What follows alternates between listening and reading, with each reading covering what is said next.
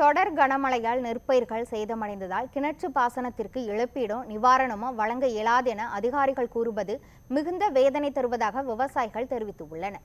மதுரை மாவட்டம் முசலம்பட்டி அருகே உள்ள திருமங்கலம் பிரதான கால்வாய் மூலம் செல்லம்பட்டி ஊராட்சியில் உள்ள ஆயிரக்கணக்கான ஏக்கரில் நெல் சாகுபடி செய்யப்பட்டு வருகிறது. இந்த நிலையில் சடச்சிப்பட்டி கிராமத்தில் பெய்த தொடர் கனமழையினால் அறுவடைக்கு தயாராக இருந்த 80 ஏக்கர் நெற்பயிர்கள் சேதமடைந்து உள்ளன. இது குறித்து தெரிவித்துள்ள விவசாயிகள் ஒவ்வொரு ஆண்டும் நெற்பயிர்கள் சேதமடைவதால் பெரும் நஷ்டம் ஏற்படுவதாக தெரிவித்தனர். மேலும் சேதத்தை கருத்தில் கொண்டு கிணற்று நீர் பாசனத்திற்கும் அரசு உரிய நிவாரணம் வழங்க வேண்டும் எனவும் விவசாயிகள் வலியுறுத்தியுள்ளனர். நாங்கள் விவசாயம் பண்ணி இன்றைக்கி ஒரு 5 வருஷம் முதல் போட்டால் நாங்கள் அதில் ஒரு 2.5 லட்சம் பார்க்குறது எங்களுக்கு பெரிய விஷயமா இருக்குது. லாபன்றது எங்களுக்கு இன்ன வரைக்கும் பார்க்கல, நஷ்டங்களை தான் நாங்கள் பார்த்துட்ருக்கோம். ஆனால் அதிகாரிகளில் கேட்டால் என்ன சொல்கிறாங்கன்னா, கால்வா பசந்தை நாங்கள் எல்லாமே தருவோம், நிவாரணம் ஃபுல்லாக கால்வா பசந்த் தான் தருவோம், ஆனால் நிலத்தடி நீருக்கு தரமாட்டோன்றாங்க.